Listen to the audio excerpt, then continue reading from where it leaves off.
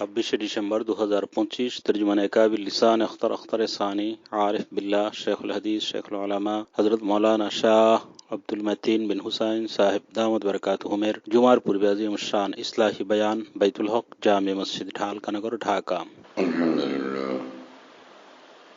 अल्हम्दुलिल्लाह वकफा वसलामुन अला इबादिहिल्लज़ीना इस्तफ़ा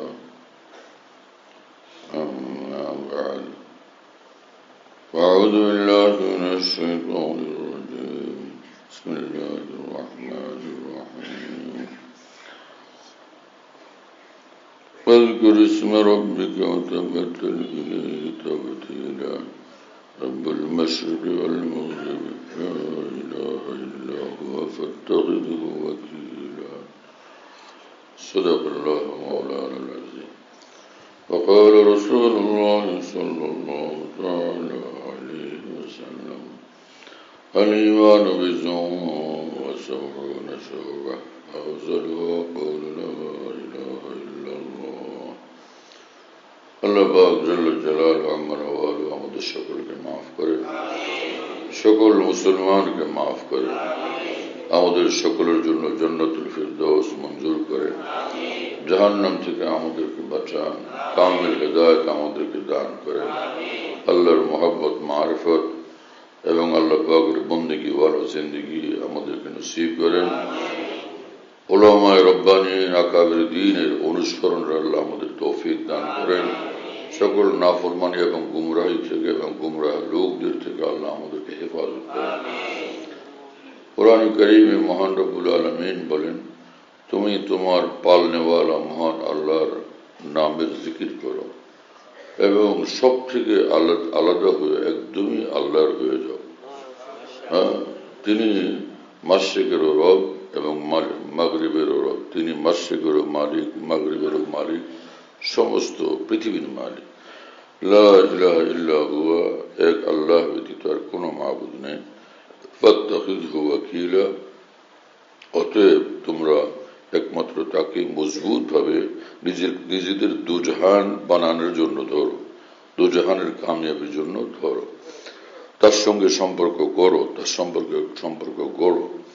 আল্লাহ তাআলা আমাদেরকে তৌফিক দেন এবং কবুল করেন।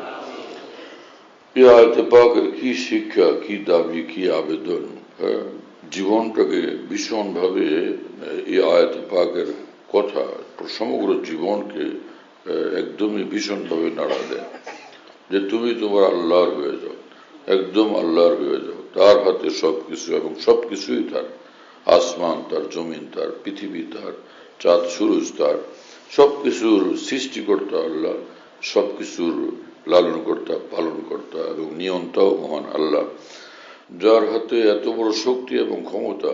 তুমি তার সঙ্গেই সম্পর্ক করো, তাকেই ডাকো, তাকে ভালোবাসো, তারই ইবাদত বন্দেগী করো।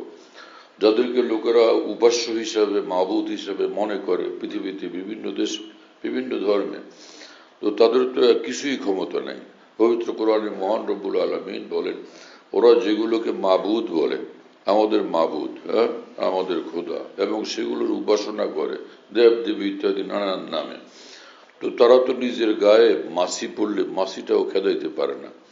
ওদের সামনে অনেক দামি দামি মূল্যবান সুস্বাদু খাবার রাখা হয়, সেগুলো তো ওরা নিজেরা এক লোকমা, এক বিন্দু খাওয়ার মতো ক্ষমতাও রাখে না, কিছুই করতে পারে না, একদম অক্ষম। চায়া থাকে আসলে, কিন্তু চোখে দেখে না, অন্ধের দল সব। কান আছে, কানে শোনেই না, সবগুলো বয়রা, বধির। তো যে নিজের শরীর থেকে একটা মাছি খেদানোর ক্ষমতা রাখে না, সে মানুষের খোদা হয় কিভাবে? সে কারো উপকার করবে কিভাবে? কাউকে তার বিপদ থেকে রক্ষা করবে কিভাবে? এগুলো আসলে খোদা না, এগুলো শুধুই মনের একটা ধোকার থেকে মানুষ এগুলো তৈরি করে নিছে। এগুলো মানুষের মনের একটা খেয়াল, কোনোভাবে এরা খোদা না। এক লা ইলাহা ইল্লা হুয়া, যিনি আসমান জমিনের মালিক, সমগ্র জাহানের মালিক, সমগ্র পৃথিবীর মালিক এবং সবকিছুর মালিক, সে মহান আল্লাহই প্রকৃতপক্ষে তোমাদের মাবুদ। তিনি তোমাদের স্রষ্টা, তিনি তোমাদেরকে লালন পালন করেন, তিনি তোমাদেরকে খাবার দেন এবং তোমাদেরকে হায়াত দানকারী, মৃত্যু দানকারী। তোমাদের হায়াত, তোমাদের মৃত্যু এক মহান রব্বুল আলামিনের হাত, ইউহয়ী ওয়া ইউমীত। তিনি হায়াত দেন, তিনি আবার মৃত্যু দান করেন। এগুলো সব ইমানের কথা, এগুলোকে মানতে হবে, বিশ্বাস করতে হবে। হ্যাঁ, আল্লাহ তাআলা আমাদেরকে কামিল ইমান নসিব করেন, সহি ইমান, কামিল ইমান নসিব করেন। মুসলমানদের মধ্যে ইমানের আলোচনা হচ্ছে, ইমান কি জিনিস এবং ইমানকে ধরে রাখার জন্য, ইমানকে শক্তিশালী করার জন্য, এবং ইমান কি কি আমল আমাদের করা উচিত, কোন কোন কাজগুলো করা উচিত, আর ইমানকে ক্ষতিগ্রস্ত করে কোন জিনিস, সেগুলো থেকেও আমাদের বিরত থাকা জরুরি। তো ইমানকে এক তো হলো মূল ইমান, অর্থাৎ অন্তর থেকে আল্লাহকে বিশ্বাস করা, মহান আল্লাহর যে অনেক গুণাবলী আছে, মহান আল্লাহর গুণাবলী সমূহকে বিশ্বাস করা, এবং সেই সাথে আল্লাহ পাকের ফেরেশতারা আছে, নূরের ফেরেশতা, তাদের সংখ্যা রব্বুল আলামিন নিজেই জানেন। ফেরেশতাদের উপরে ঈমান আনা, তাদেরকে বিশ্বাস করা, এবং সমস্ত নবী রাসূলগণ, যত নবী রাসূল আসছেন, আয় আল্লাহ সব নবী রাসূলকে আমি মানি, সকলকে আমি অন্তর থেকে বিশ্বাস করি যে তারা আল্লাহর, আপনার নবী এবং রাসূল, আল্লাহর নবী রাসূল হিসাবে আমরা তাদেরকে মানি, যাদের মধ্যে সর্বপ্রথম হযরত আদম আলাইহিস সালাম, সর্বশেষ হযরতে মুহাম্মদুর রাসূলুল্লাহ সাল্লাল্লাহু তাআলা আলাইহি ওয়াসাল্লাম। আসমানি 104 খানা কিতাব, বড় ছোট চার কিতাব সবচেয়ে বড়, হ্যাঁ, তৌরাত, জবুর, ইনজিল, কোরআন, আমরা হে আল্লাহ সেটা মানি। সর্বশেষ কিতাব কোরআনে কারীম যখন আসলো, এরপরে অতীতের সমস্ত আসমানি কিতাবগুলোর বিধানসমূহ চূড়ান্তভাবে কিয়ামত পর্যন্ত রহিত হয়ে গেছে। কিয়ামত পর্যন্ত এখন শুধু কোরআনে কারীমের বিধানসমূহই পালনযোগ্য। কথা বুঝেননি? এগুলো আমরা হে আল্লাহ বিশ্বাস করি, হ্যাঁ, এবং আমাদের মৃত্যুর পরে আবার পুনরুত্থান ঘটবে, আমরা পুনর্জীবিত হব, আমাদেরকে আবার নতুনভাবে জীবিত করা হবে, এবং কিয়ামতের ময়দানে আমাদের হিসাব কিতাব হবে, এরপরে জান্নাত আছে, জাহান্নাম আছে, এই সব কিছু আমরা বিশ্বাস করি, পুলসিরাতকে বিশ্বাস করি, এবং অনন্তকাল মানুষ জান্নাতে থাকবে যারা ঈমানওয়ালা, তা বিশ্বাস করি।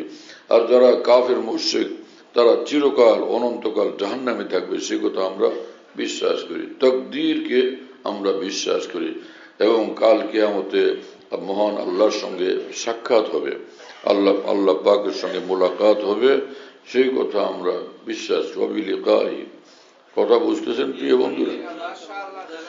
এই হলো মৌলিকভাবে ঈমান, এবং যার সবকিছুর মূলে হলো যে আল্লাহর কিতাব, আল্লাহকে আল্লাহ হিসাবে মানা, মাবুদ হিসাবে মানা, এবং এক আল্লাহ এই কথা মানা, এবং নবী রাসূলদেরকে মানা, আসমানে কিতাবগুলোকে মানা, আখিরাতের কথা বিশ্বাস করা, এইগুলোর সব ঈমান। এই যে ঈমান, এইটুকু যদি কারোর মধ্যে থাকে, দুনিয়াতে কোনো আমল তার মধ্যে নাই, না নামাজ, না রোজা, না হজ, না যাকাত, না জিকির, না তেলাওয়াত, না দোয়া, না মুনাজাত, কোনো কিছুই তার নাই, না তওবা, না ইস্তেগফার।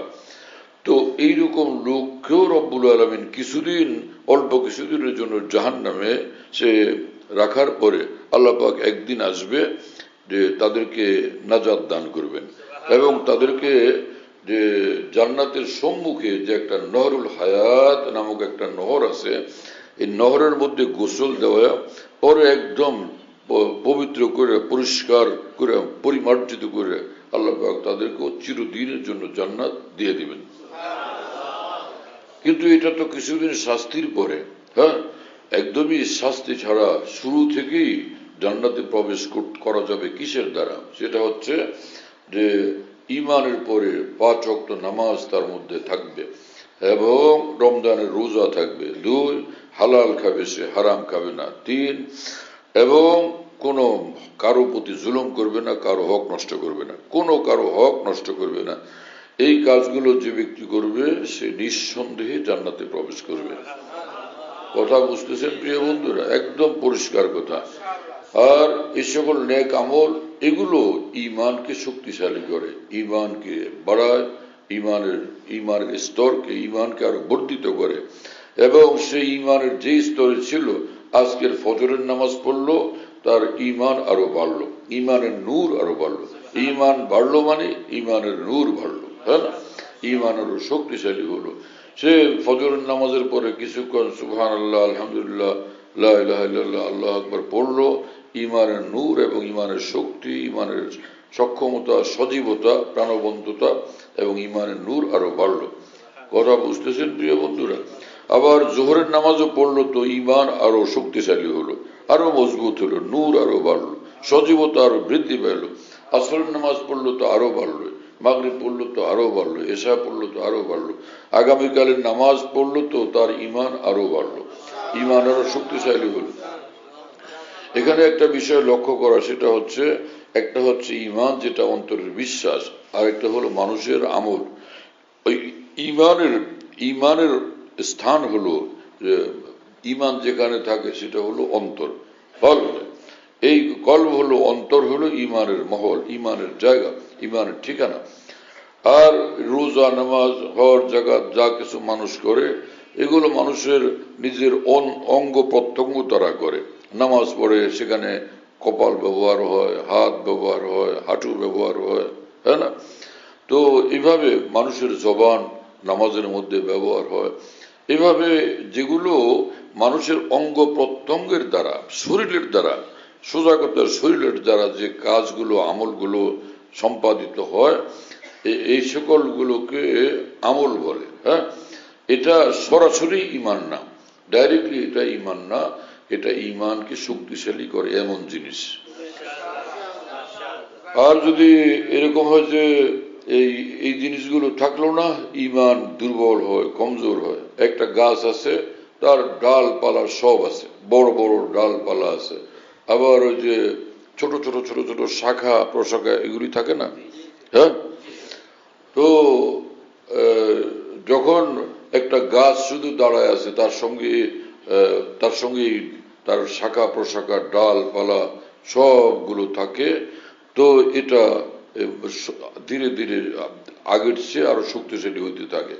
যত এগুলো আছে ততই তার মূল গাছটার মধ্যে শক্তি আছে, সজীবতা আছে, তার সক্ষমতা বেশি আছে গাছটার মধ্যে। আর যদি এমন হলো ডালপালাগুলো সব কেটে ফেলে দিল, এখন একদম খালি, তখন দেখা যাবে যে গাছটা ধীরে ধীরে দুর্বল, নিস্তেজ, নির্জীব, হ্যাঁ, এবং তার মধ্যে সক্ষমতার জায়গায় যে অক্ষমতা পয়দা হইতেছে। পুরা অক্ষম না হোক, কিন্তু ধীরে ধীরে অক্ষমতা পয়দা হইতেছে, তার শক্তি ম্লান হইতেছে, দুর্বলতা বাড়তেছে। যখনই কোনো গাছের মধ্যে, ওই গাছটার মধ্যে আবার সে ডালপালাগুলো আসলো, বড় বড় শাখা প্রশাখা হলো, এবং সে তার মধ্যে পত্র পড়লো, বাড়লো, অনেকগুলো পাতা হয়ে গেল, দেখা গেল যে আবার গাছটা সতেজ হয়ে গেছে, আগের চেয়ে সজীব হয়ে গেছে। কথা বুঝতেছেন? তো একটা হলো সে মূল গাছের গোড়া, সেটা হলো ইমান। কথা বুঝতেছেন না? আর যে গাছের যে শক্তিশালী ডালগুলো, এগুলো সব হচ্ছে রোজা, নামাজ, হজ, যাকাত, ফরজ ওয়াজিব আমলগুলো। আর এর মধ্যে যদি পাতা না থাকে, গাছ একটা দাঁড়ায় আছে, একটা রেন্ডি গাছ, হ্যাঁ, একটা কাঁঠাল গাছ, অথবা যে কোনো একটা গাছ, অথবা একটা ঝাউ গাছ, শুধুই দাঁড়ায় আছে, কাণ্ডটা দাঁড়ায় আছে, কিন্তু ওর মধ্যে কোনো ডালও নাই, অথবা ডাল আছে কিন্তু পাতাগুলো নাই। দেখতে কি সুন্দর লাগে? আচ্ছা লাগে? তো এই যে মূল গাছটা, তারপরে যে এই ডালপালা, সেগুলো দরকার, কিন্তু মূল গোড়াটা যেরকম দরকার, ডালপালাগুলো এতটা জরুরি না, এতটা গুরুত্বপূর্ণ না। আর ডালপালাগুলো আছে, সেটাও দরকার, কিন্তু সে মূল গোড়ার মতো না। আবার পাতাগুলো আছে, কিন্তু পাতাগুলো ডালপালাগুলোর মতো গুরুত্বপূর্ণ না। কিন্তু শুধু ডালপালা থাকলে তো সুন্দর লাগে না, হ্যাঁ? তো এবং অক্সিজেন সেভাবে পাওয়া যায় না, ভালো মতো পাওয়া যায় না। যখন পাতাগুলো খুব থাকে, তখন গাছ শক্তি পায়, তার অক্সিজেন বৃদ্ধি পাইতে থাকে। তো এই যে বাড়তি পাতাগুলো আছে, যেটা তার সৌন্দর্য পয়দা করে এবং সৌন্দর্যকে বৃদ্ধি করে, এগুলো হলো সব মুস্তাহাব আমল, সুন্নতের আমল, মুস্তাহাব আমল, নফল আমল।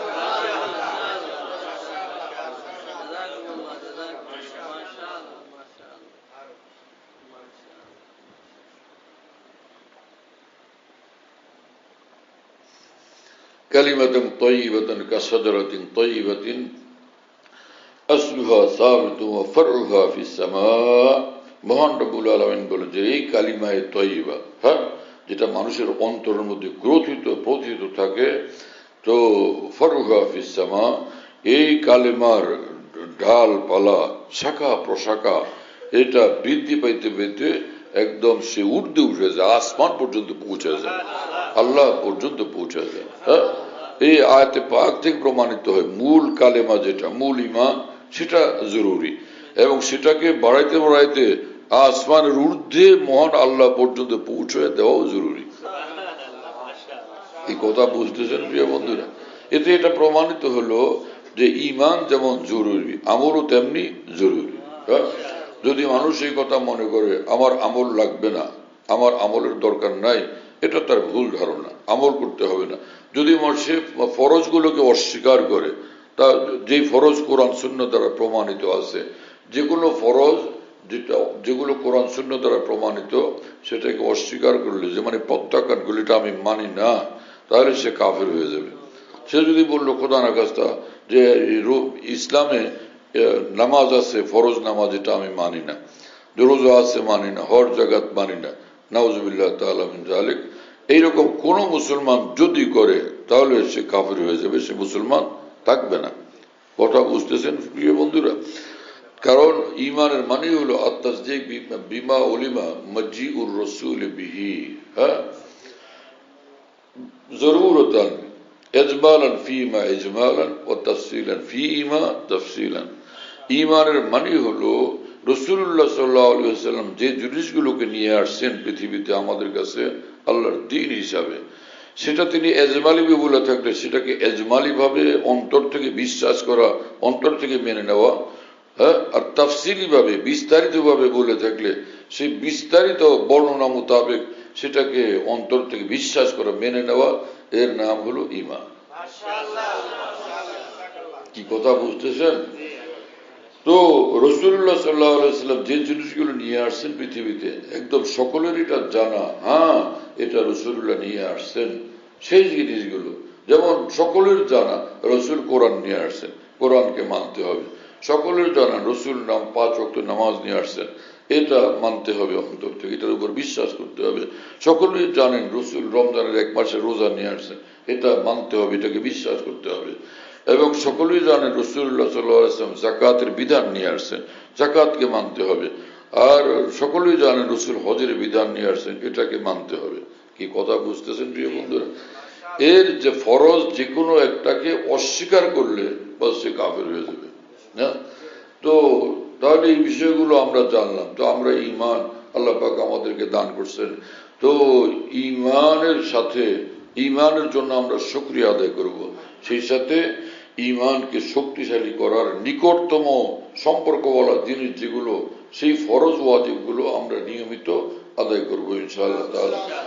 এক্ষেত্রে যদি আমাদের ফরজ নামাজ ছুটে যায়, ওয়াজিব নামাজ ছুটে যায়, তাহলে সেটাকে আমরা কাজা করে নিব। হ্যাঁ, যেমন বিতিরের না ফরজ নামাজ ছুটে গেলে কাজা আছে, বিতির নামাজ ছুটলে সেটার কাজা আছে। হ্যাঁ, ঈদের নামাজ ছুটলে তার কাজা নেই, তা আল্লাহর কাছে তওবা করা লাগবে, মাফ চাওয়া লাগবে। কি কথা বুঝতেছেন প্রিয় বন্ধু? জুমার নামাজ কারো ছুটলে তো জুমার নামাজের কাজা নেই, জুমার নামাজ ছুটলে তখন জোহরের 4 রাকাত ফরজ এটা পড়ে নিতে হবে এবং আল্লাহর কাছে মাফ চাইতে হবে। কথা বুঝতেছেন প্রিয় বন্ধুরা? তো এতে প্রমাণিত হলো যে সকল ফরজ এবং ওয়াজিব আমলগুলো আছে এগুলো ঈমানকে শক্তিশালী করে। তাহলে এর বিপরীতে আমরা এটা বুঝলাম, এই ফরজ ওয়াজিব আমলগুলো ত্যাগ করে দিলে সেটা ঈমানকে দুর্বল করে, কমজোর করে। হ্যাঁ, এটা বুঝে আসছে না? এবং সেই সঙ্গে এটাও প্রমাণিত কোরআন হাদিস দ্বারা যে মানুষ যখন গুনাহ করে তো গুনাহের কারণে অন্তরে দাগ লাগে। যে কোনো একটা গুনাহ করলে একটা দাগ লাগে, 2টা গুনাহ করলে 2টা দাগ লাগে, 3টা গুনাহ করলে 3টা দাগ লাগে, 100 গুনাহ করলে 100 দাগ লাগে, কালো দাগ। 1000 গুনাহ করলে 1000 কালো দাগ লাগে অন্তরের ভিতরে। এবং রাসূল আকরাম সাল্লাল্লাহু আলাইহি ওয়াসাল্লাম বলেন যে ধীরে ধীরে ধীরে ধীরে এই কালো দাগ আর অন্তর পুরোটাকে ঘিরে ফেলে। যতই গুনাহের কালো দাগ অন্তরে বাড়ে তত বেশি আমলের প্রতি অনাগ্রহ তৈরি হয়। হ্যাঁ, আমলের প্রতি অনাগ্রহ তৈরি হয়, তখন আর আমল করতে ইচ্ছাই করে না, আমল করতে ভালোই লাগে না, এমন একটা অবস্থায় হয়ে যায়। আল্লাহ রসুল সাল্লাল্লাহু আলাইহি ওয়াসাল্লাম বলেন যে এক পর্যায়ে পুরা অন্তরটাকে একদম ঘিরে ফেলে অন্ধকার, পুরোটাকে অন্ধকার আচ্ছন্ন করে ফেলে। হ্যাঁ, এবং রসুল সাল্লাল্লাহু আলাইহি ওয়াসাল্লাম বলেন ওয়াযালিকা কাওলুহু তাআলা কাল্লা বাল রানা আলা কুলুবিহিম মা কানু ইয়াকসিবুন। কোরআনে কারিমে মহান রব্বুল আলামিন বলছেন, দেখো যে তাদের যে পাপাচারের ঘোর অন্ধকার, সেটা তাদের পুরো অন্তরটাকে একদম জং আর জং দিয়ে ভরে ফেলে, এইভাবে অন্তর বরবাদ হয়ে যায়। হ্যাঁ, আল্লাহ তাআলা এরকম করা থেকে আমাদেরকে হেফাজত করে। তো গুনাহ যেগুলো আছে সবগুলো গুনাহ ঈমানকে দুর্বল করে, কমজোর করে, ক্ষতিগ্রস্ত করে। তাহলে ঈমানকে সতেজ করে, সজীব করে সে আমলগুলো করা উচিত কিনা, ঈমানকে শক্তিশালী করে সে আমলগুলো আমাদের করা কর্তব্য কিনা, সেগুলো আমরা করব কিনা। হ্যাঁ, আর ঈমানকে ক্ষতিগ্রস্ত করে যে জিনিস, সেই জিনিসগুলো থেকে আমাদের বাঁচতে হবে কিনা। তাহলে বোঝা গেল ফরজ ওয়াজিবগুলো আমাদেরকে আমল করতে হবে, সব গুনাহের কাজ থেকে আমাদের বিরত থাকতেই হবে। এক ব্যক্তি রাসূলুল্লাহ সাল্লাল্লাহু আলাইহি ওয়াসাল্লামকে বলছেন, ইয়া রাসূলুল্লাহ ওয়াল্লাযী আকরামাকা লা আতাতাওয়া শাইআন ওয়ালা আনকুসু মিনাল ফারাইজি শাইআন। ইয়া রাসূলুল্লাহ, আমি নফল আমল করতে পারবো না, কিন্তু ফরজ কোনোটাই ছাড়বো না, একটু, এক তিল, এক বিন্দু ফরজ ছাড়বো না। রাসূল আকরাম সাল্লাল্লাহু আলাইহি ওয়াসাল্লাম বললেন যে আফলাহার রাজুলু ওয়া আবিহি ইন সাদাকা ওয়া ফি রিওয়ায়াত দাখালার রাজুলু ওয়া আবিহি ইন সাদাকা। রাসূলুল্লাহ সাল্লাল্লাহু আলাইহি ওয়াসাল্লাম বললেন, লোকটা বলে গেল যে সে ফরজ ছাড়বে না, হ্যাঁ নফল পড়বে না এটাও বলছে, কিন্তু ফরজ কোনো ক্রমেই ছাড়বে না, ফরজের মধ্যে কোনো ত্রুটি আসতে দেবে না। তার কথায় যদি সত্যবাদী হয়, এটাকে যদি সঠিকভাবে সে প্রতিফলিত করে, বাস্তবায়িত করে, আমি ওর বাপের কসম করে বলি নিঃসন্দেহে সে জান্নাতে যাবে।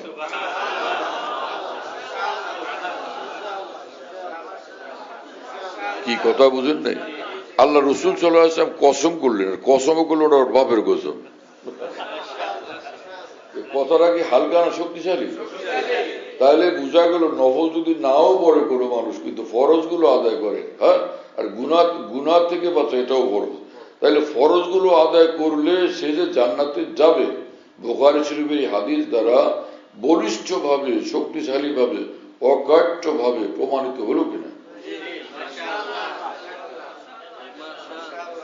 এখন যে সকল মানুষ মনে করে যে আল্লাহ জানে কি করলে না করলে জান্নাতে যাওয়া যাবে, জাহান্নাম থেকে বাঁচা যাবে, তো দিশা পাইতেছি না। এখন দিশা পাইলেন কিনা বলেন?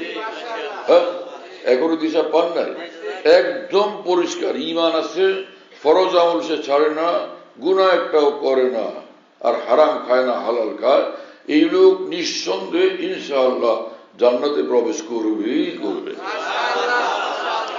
হ্যাঁ, এই লোক জান্নাতে প্রবেশ করবেই করবে, আল্লাহ পাক তার উপর দয়া করবেনই করবেন। আরো কথা শুনেন, সেটা হলো যে আল্লাহ পাক কোরআন শরীফে বলছেন, আল্লাযীনা ইয়াজতানিবুনা কাবাইরাল ইসমে হ্যাঁ নুকাফিরু আনহুম সাইয়্যাতিহিম, তারপরে ওয়া নুদখিলহুম, হ্যাঁ সেটাই শুনতেছে হাবিব সাহেব, ওয়া নুদখিলহুম মুদখালান কারীমা। হ্যাঁ, আল্লাহ পাক জাল্লা জালালুহু ওয়া মানওয়ালু বলেন, যারা কবিরা গুনাহ, বড় বড় গুনাহ, কঠিন কঠিন গুনাহ থেকে বিরত থাকে, তা আমি আল্লাহ বলে দিলাম যে আমি তাদের সগীরা গুনাহ, ছোট ছোট যে সকল অপরাধ, এগুলি আমি একদম মাফ করে দিব। এবং শুধু এটা না যে আমি মাফ করে দিব, নুদখিলহুম মুদখালান কারীমা, সম্মানজনক ভাবে আমি তাদেরকে জান্নাত দান করব, সম্মানের সাথে তারা জান্নাতে চলে যাবে। মুদখালান কারীমা, হ্যাঁ, জান্নাতে যাবে, সসম্মানে তারা জান্নাতে যাবে, কোনো পিটান খাবে না, কান্ডলা খাবে না, পুলিশে একটা ঠেলা ধাক্কা দিবে না, একটু চোখ রাঙানি দিবে না, এমন কোনো ঘটনা একদম ঘটবে না।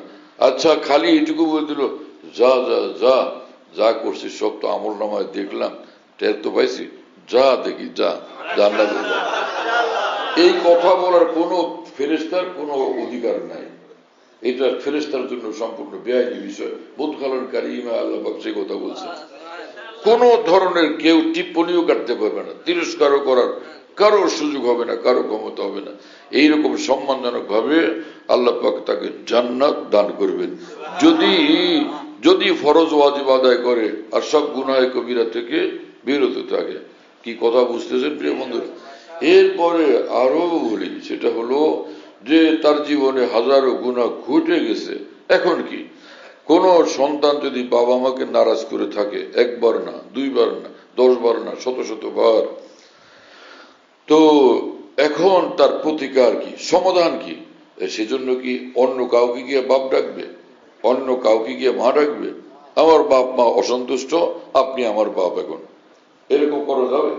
হ্যাঁ, তাহলে কি করা যাবে? এলাহি আব্দুকাল আসি আতাকা মুকিররাম বিজুনুবি ওয়া কাদ দাআকা। আল্লাহ, হে আল্লাহ, আমি আপনারই বান্দা, আমি আপনারই বান্দা, আমি হাজারো দোষ ত্রুটিওয়ালা, আমি পাপিষ্ঠ বান্দা। আজকে আমি আপনার দুয়ারে হাজির, আমি আপনার সামনে আমি আমার সব গুনাহের কথা স্বীকার করি এবং আমি ক্ষমা চাই। আপনি আমার মাবুদ, আর কোনো মাবুদ নেই, আর কোনো দুয়ার নাই যেখানে গিয়ে আমি ক্ষমা চাইতে পারি। আয় আল্লাহ, আপনি আমাকে মাফ করে দেন। ফাইন তাগফির ফাআনতা আহলুল লিযাকা ওয়া ইন তাতরুদ ফামান ইয়াগফির সিওয়াকা। আজকে যদি আমাকে মাফ করে দেন, তা আপনাকে ঠেকায় কে? হ্যাঁ, আপনাকে ঠেকায় কে? আপনার প্রতিদ্বন্দ্বীকে আপনাকে প্রতিরোধ করে কে? আপনার বিরুদ্ধে টুশব্দ করে কে? আপনার বিরুদ্ধে দাঁড়ায় কে? মিটিং মিছিল করে কে? এইরকম তো কারো ক্ষমতা নাই। ফাইন তাগফির ফাআনতা আহলুল লিযাকা, একমাত্র আপনিই পারেন ক্ষমা করতে। ওয়া ইন তাতরুদ ফামান ইয়াগফির সিওয়াকা, আর আপনি যদি এই দুয়ার থেকে তাড়ায় দেন, তা আমাকে আর ক্ষমা করবে কি? আর তো কেউ নেই। এইভাবে বান্দা যখন মিনতি করে, মহান রব্বুল আলামিনের মায়া লাগে, আল্লাহ পাক বান্দাকে মাফ করে দিয়ে জান্নাত দিয়ে দেন। কারণ বান্দা যত বেশুমার আমল করে, যত ফরজ আদায় করে, যত হজ, যত উমরা করে, যত তাহাজ্জুদ করে, হ্যাঁ, এতে আল্লাহ পাকের খোদাইর একটু বৃদ্ধি পায় না। হ্যাঁ, যে আল্লাহ পাকের এত সমর্থকের কারণে, এত বেশি সমর্থকের কারণে আল্লাহ পাকের হুকুমত এবং রাজত্ব আগের চেয়ে শক্তিশালী হলো, আগের চেয়ে বেশি স্ট্রং হলো। এটা কি বলা যায়? বরং আল্লাহর রাজত্ব, আল্লাহর রাজত্ব। হ্যাঁ, আর কেউ সারা পৃথিবী যদি আল্লাহ পাকের পক্ষে আসে, আল্লাহ পাকের রাজত্ব খোদাইর মধ্যে একচুল পরিমাণ বৃদ্ধি পায় না। আর সারা পৃথিবী যদি কাফের মুশরিক হয়ে যায়, নাফরমান হয়ে যায়, আল্লাহ পাকের যে খোদাই, সে মহান আল্লাহর মুলক, মহান আল্লাহর সে রাজত্ব, তার মধ্যে কোনো একটু কমতি, একটু ঘাটতি, একটু ত্রুটি কোনোভাবেই পয়দা হয় না। এই কথা বুঝতেছেন? তার মানে কি, আমরা নিজেরা আল্লাহকে ডাকলে, আল্লাহর হয়ে থাকলে, আল্লাহর কথা মানলে, আল্লাহর ইবাদত বন্দেগী করলে, তা আমাদেরই লাভ, আমাদেরই ফায়দা। আর আমরা কোনো গুনাহ করলে, নাফরমানি করলে, তাতে আল্লাহ পাকের কোনো ক্ষতি নাই, বরং সবটা ক্ষতি আমাদের। এজন্য রাসূলুল্লাহ সাল্লাল্লাহু আলাইহি ওয়াসাল্লাম দোয়া শিক্ষা দিয়েছেন, আল্লাহর কাছে যখন মাপ চাইবা একটা নতুন ভঙ্গি শিখে এইটা করবা। সেটা কি? ইয়া মাল্লা তাজুররুহু যুনুব ওয়ালা তানকুসুহুল মাগফিরা। হে মহান আল্লাহ, হ্যাঁ, হে ওই মহান সত্তা যা গুনাহ যার কোনো ক্ষতি করতে পারে না, ওয়ালা তানকুসুহুল মাগফিরা, এবং ক্ষমা করে দিলে আপনার রাজত্বে কোনো কমই হয় না, কোনো সমস্যা তৈরি হয় না। হ্যাঁ, হাবলি মা লা ইয়ানকুসুকা, যে জিনিস, হাবলি মা লা ইয়ানকুসুকা ওয়াগফিরলি মা লা ইয়াজুররুক, যে জিনিস দিলে আপনার কোনো ক্ষতি নাই, আপনার কোনো সমস্যা নেই, সেটা আমার দেন, অর্থাৎ ক্ষমা দান করেন। ক্ষমা করে দিলে আপনার কোনো সমস্যা তো হয় না। এবং যে জিনিস আপনার কোনো ক্ষতি করতে পারে না, সেই গুনাহগুলো আপনি আমাকে মাফ করে দেন। কি ভাষা শিক্ষা দিচ্ছেন রাসূলুল্লাহ সাল্লাল্লাহু আলাইহি ওয়াসাল্লাম! এটাকে সহজে মনে রাখার, যদি আরবি না জানেন, সহজে মনে রাখার পদ্ধতি যে, হে আল্লাহ, কোনো গুনাহ তো আপনার ক্ষতি করতে পারে না, ক্ষতি করলে আমার করে, গুনাহ আপনার কোনো ক্ষতি করতে পারে না, সেই গুনাহ আমার দ্বারা ঘটে গেছে, আল্লাহ এই গুনাহ আমাকে মাফ করে দেন। আর আপনি ক্ষমা করে দিলে আপনার কোনো সমস্যা হয় না। হ্যাঁ, সেই ক্ষমা আমাকে দান করেন। এবং হে আল্লাহ, আপনি ক্ষমা করাকে ভালোবাসেন, আপনার এই ক্ষমা করা এটা আপনার প্রিয় জিনিস, এই প্রিয় জিনিসটা আমাকে দিয়ে দিলে আমি কামিয়াব হয়ে যাই। ক্ষমা করা আপনার একটা প্রিয় জিনিস, ইন্নাকা আফুউন কারীম তুহিব্বুল আফওয়া, হ্যাঁ, আপনি ক্ষমা করাকে পছন্দ করেন, ভালোবাসেন। তো কোনো গুনাহগার না থাকলে আপনি পছন্দ করেন যে ক্ষমা করা, তা আপনি এটা ক্ষমা করবেন কারে? ক্ষমা করবেন? গুনাহগার তো একটাও নাই। হ্যাঁ, তো সে এই যে আপনার প্রিয় জিনিসটা, এটা আপনি বাস্তবায়ন করে দেন আমার উপরে, যে যা তোরা ক্ষমা করে দিলাম। এইরকম ভাষা নবী আমাদেরকে শিক্ষা দিয়েছেন সাল্লাল্লাহু আলাইহি ওয়াসাল্লাম। এবং রাসূলুল্লাহ সাল্লাল্লাহু আলাইহি ওয়াসাল্লামের ভাষা কি? আল্লাহুম্মা ইন্নাকা আফুউন কারীম, হে আল্লাহ আপনি অনেক বড় ক্ষমাশীল, এবং কারো যোগ্যতা ছাড়া আপনি তাকে নেয়ামত দিয়ে দেন এবং সম্মান দিয়ে দেন এবং তাকে ক্ষমা দিয়ে দেন, কোনো কারণ ছাড়া, কোনো শর্ত ছাড়া, কোনো রকমের যোগ্যতা ছাড়া আপনি যাকে খুশি তা দিয়ে দেন। কি কথা বুঝতেছেন? যে রাসূলুল্লাহ সাল্লাল্লাহু আলাইহি ওয়াসাল্লামের পরম প্রিয় চাচা, হ্যাঁ, মহান চাচা হামজা রাদিয়াল্লাহু তাআলা আনহুকে নিষ্ঠুরভাবে, নির্দয়ভাবে যে মানুষটা হত্যা করলেন তিনি ওয়াহশী। কথা বুঝতেছেন ভাইরা? সেই ওয়াহশী যখন মক্কা বিজয় হলো তখন তিনি ইসলাম কবুল করলেন, ঈমান আনলেন, ইসলাম কবুল করলেন। সেই ওয়াহশীকে আল্লাহ পাক ক্ষমা করে দিয়েছেন। আশ্চর্য! আল্লাহু আকবার! আল্লাহ পাক তো কোনো শর্ত আরোপ করেননি, আল্লাহ তাআলা কোনো শর্ত আরোপ করেন নাই, রাসূলুল্লাহ সাল্লাল্লাহু আলাইহি ওয়াসাল্লাম কোনো শর্ত আরোপ করেন নাই, বাস মাফ করে দিয়েছেন। যা অতীতের সব মাফ। কেন? যে অতীতটা মাফ হলো যে এক সাহাবী আমর ইবনে আস রাদিয়াল্লাহু তাআলা আনহু তিনি বললেন, ইয়া রাসূলুল্লাহ আমি মুসলমান হতে আসছি, আমাকে বায়াত করেন। বায়াত রাসূলুল্লাহ সাল্লাল্লাহু আলাইহি ওয়াসাল্লাম ইসলাম গ্রহণের সময় করতেন। বিভিন্ন মুসলমান হয়ে গেছে, বিভিন্ন গুনাহ ত্যাগ করার জন্য বায়াত করতেন, আবার বিভিন্ন নেক আমল করার জন্য বায়াত গ্রহণ করতেন। কথা বুঝতেছেন? তো যে সকল মানুষটা এই যে আউলিয়া বুজুর্গানের হাতে বায়াত হন এবং বায়াত করা হয়, এটাকে প্রত্যাখ্যান করেন, অস্বীকার করেন, এটাকে নিয়ে তিরস্কার করেন, তারা গুনাহ করতেছেন। নিঃসন্দেহে তারা গুনাহের মধ্যে লিপ্ত হচ্ছেন। এটা তো আগে থেকে রাসূলুল্লাহ সাল্লাল্লাহু আলাইহি ওয়াসাল্লাম থেকে এটা চলে আসছে, এবং রাসূলুল্লাহ সাল্লাল্লাহু আলাইহি ওয়াসাল্লাম উসওয়াতুন হাসানা, সমগ্র পৃথিবীর মানুষের জন্য তিনি পূর্ণাঙ্গ সুন্দর মডেল, নমুনা। তো তার সে আমলের যে অনুসরণ উলামায়ে দ্বীন আউলিয়া বুজুর্গানের মধ্যে এখনো জিন্দা আছে, সেটাকে সম্মান করা উচিত, সেটাকে আন্তরিকভাবে মহব্বত করা উচিত। সেটাকে প্রত্যাখ্যান করা মুসলমানের চরিত্র হইতে পারে না।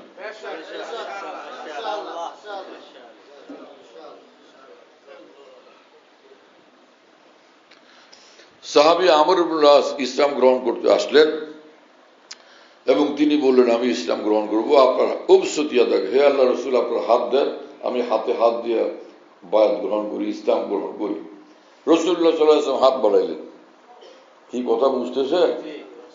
হাত বাড়াইলেন, বায়াত করবেন। তো উনি নিজের হাত এখন ধরে রাখছেন, আর নিজের হাত বাড়ান, বললেন তো ওনার হাত লাগবে না বায়াত দিতে? হ্যাঁ, কোরআন শরীফ আল্লাহ পাক বলছেন, ইন্নাল্লাযীনা ইউবাইউনাকা ইন্নামা ইউবাইউনাল্লাহ ইয়াদুল্লাহি ফাওকা আইদিহিম। হে রাসূল আপনার হাতে হাত দিয়া, আপনার হাতে হাত মিলায় যারা আপনার নিকট বায়াত গ্রহণ করে, প্রকৃত পক্ষে তারা আল্লাহর হাতে হাত মিলায় তারা আল্লাহর হাতেই বায়াত গ্রহণ করে। ইয়াদুল্লাহি ফাওকা আইদিহিম, কারণ তাদের হাতের উপরে আল্লাহ পাকের হাত থাকে, তাদের হাতের উপরে থাকে মহান আল্লাহর হাত। কি কথা!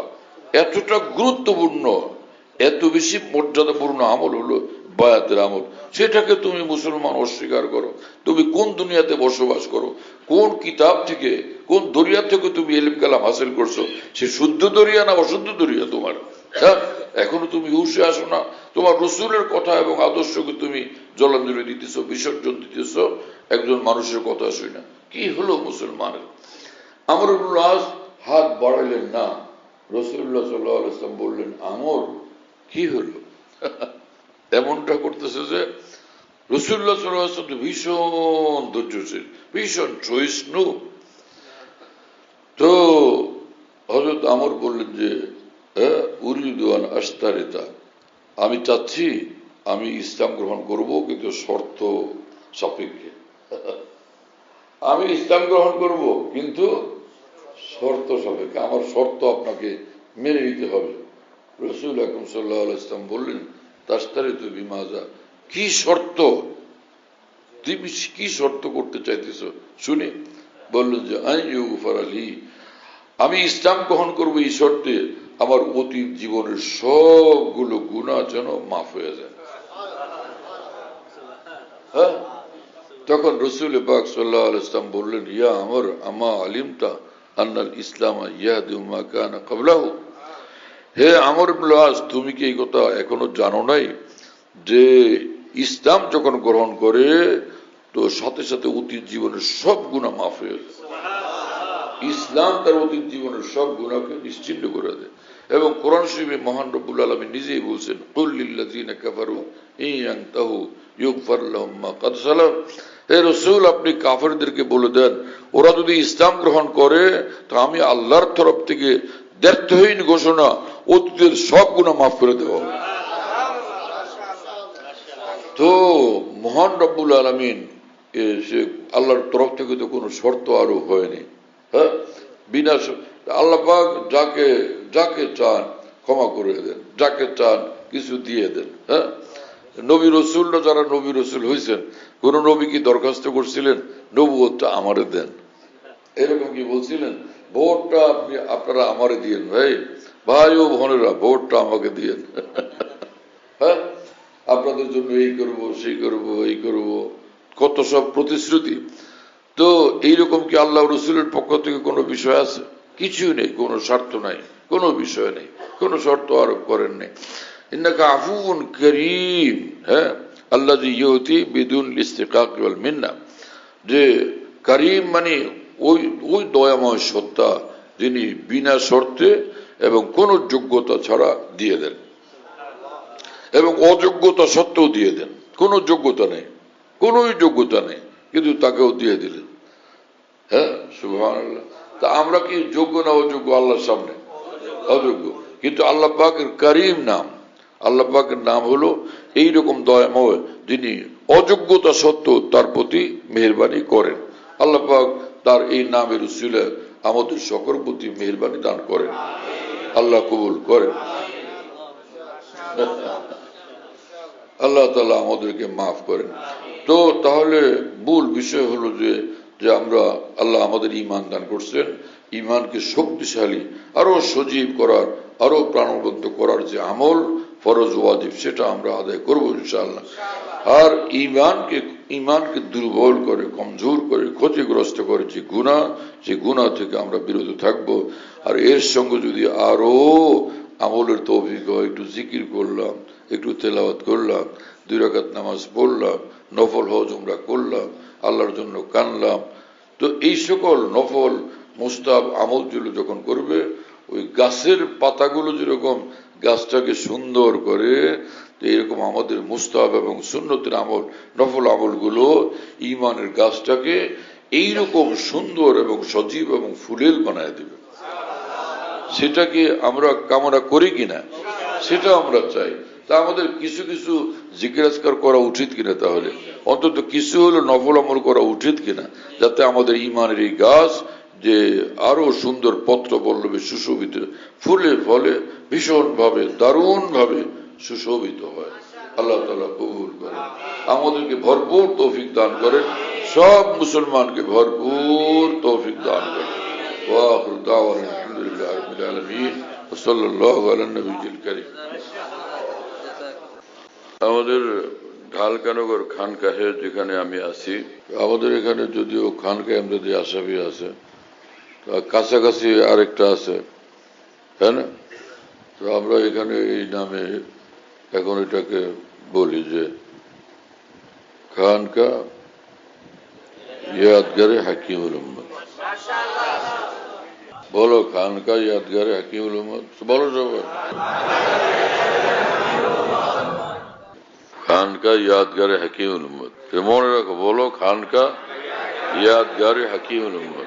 হাকিমুল উম্মতের স্মৃতি এখানে স্মরণকারী খানকা। হ্যাঁ, হাকিমুল উম্মতের কথাবার্তায় আলোচনা হয় আলহামদুলিল্লাহ, একটা নাম, কিন্তু তামাম আকাবের কথাই আলোচনা হইতে থাকে আলহামদুলিল্লাহ। বাইতুল হক জামে মসজিদ, ছাপড়া মসজিদ বলে, 5 তলা বিল্ডিং, ওটার নাম ছাপড়া মসজিদ। সেই পুরানো নাম এটা আছে। তো ছাপড়া মসজিদ, সেখানে মাসিক ইজতেমা হয় প্রত্যেক ইংরেজি মাসের 2য় বৃহস্পতিবার, আসর থেকে শুরু হয়, রাত 10টা পর্যন্ত, 10:30 পর্যন্ত হয়।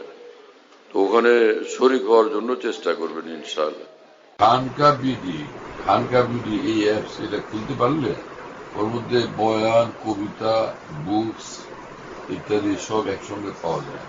খানকা বিডি হলো এরকম, স্পেলিং হলো KHANQAH, এর সঙ্গে লাগালাগি বিডি, খানকা বিডি। এই অ্যাপসটা খুললে ওর ভিতরে বয়ানগুলো পাওয়া যায় সব। এটা ডাইরেক্ট শোনা যায় কি, এবং ডাইরেক্ট শোনা যায়। হযরতুল্লাহ দামাত বারাকাতুহুর বয়ান, যেখানে বয়ান করেন সব বয়ান নেটের মাধ্যমে, টেলিগ্রামের মাধ্যমে পাওয়া যাচ্ছে। হযরতুল্লাহ দামাত বারাকাতুহু যখন বয়ান করেন, বয়ানটা আমরা দেশ বিদেশ থেকে, দুনিয়ার যে কোনো জায়গা থেকে আমরা পেতে পারি।